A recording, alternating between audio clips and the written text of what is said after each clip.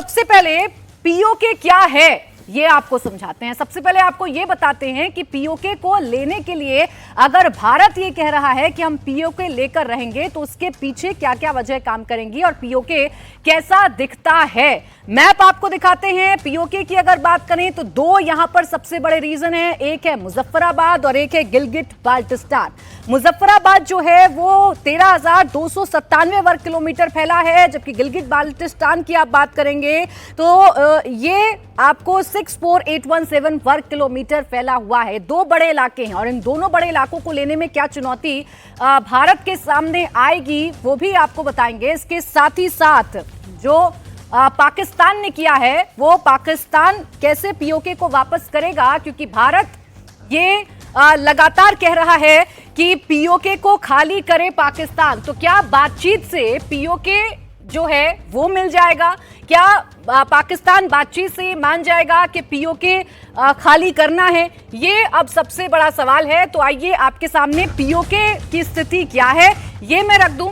अपने मेहमानों को भी मैं वॉल पर ही बुला लूंगी, एस बहल साहब और AK सिवाल साहब, आप दोनों ही आ जाइए। और क्या स्थिति है पीओके की ये जरा आप मेरे दर्शकों को समझाइए कि पीओके दरअसल है क्या, ये इलाका कैसा है और इस इलाके की अगर बात करें तो ये कितना कठिन हो सकता है लेना या कितना आसान है। सबसे पहले सर जी सर मैं समझाता हूँ क्या था।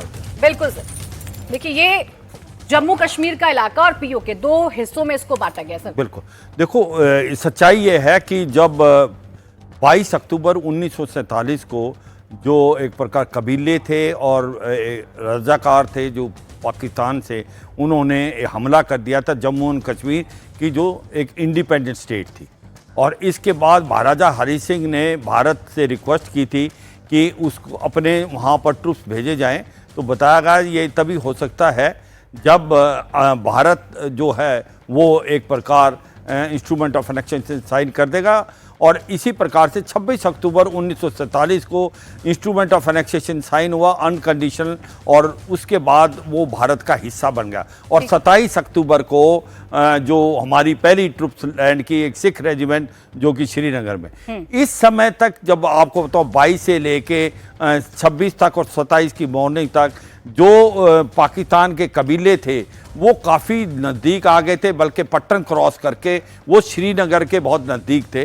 तब हमारी जो रेजिमेंट जो सिख रेजिमेंट वहाँ गई और उसके बाद हमने इसको धकेलना स्टार्ट किया। सर ये पॉइंट जो अभी मैंने हाईलाइट किया ये तो एलओसी का पार्ट हो गया, वहीं पर सर देख लीजिए ये हो गया एलओसी का पार्ट है ना। ये हो गई हमारी एलओसी जो 740 किलोमीटर है। ये गिलगिट बाल्टिस्तान है जिसका एक हिस्सा चीन को पाकिस्तान ने मैं बताऊंगा आपको, सारा बताऊंगा। जी सर बताइए। तो देखो आपको ये समझना पड़ेगा, ये जो जम्मू कश्मीर दिख रहा है ये पूरा इलाका अभी श्रीनगर तक जो हैं वो कबीले आ गए थे। जब फिर हमारी भारत की फौज गई और धीरे धीरे इनको धकेलना स्टार्ट किया।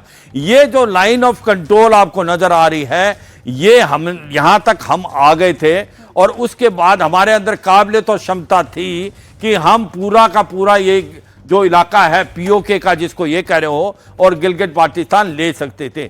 मगर ये भी विडंबना है कि उस समय जो भी हमारी गवर्नमेंट थी वो यूनाइटेड नेशन में गई और उसके बाद यहाँ पर रुकना पड़ा। ये जो आप दिख रहे हैं गिलगिट बाल्टिस्तान जो कि बहुत बड़ा इलाका है 64,817 किलोमीटर, इसके अंदर ये एक सक्सेगाम वैली है जिसको 1963 में पाकिस्तान ने गिफ्ट कर दिया था चीन को। और अब जो ये चाइना पाकिस्तान इकोनॉमिक कॉरिडोर है वो भी गिलगिट बाल्टिस्तान से होता हुआ फिर नीचे तक जाता है ग्वादार तक। ठीक। अब जो बात आ रही है कि भाई ये एलओसी है 700 किलोमीटर के नजदीक, इसके और भारत के बीच में जो है ये क्या हम इसको ले सकते हैं, कैसे ले सकते हैं, अब हम उस पर ही डिस्कशन करेंगे।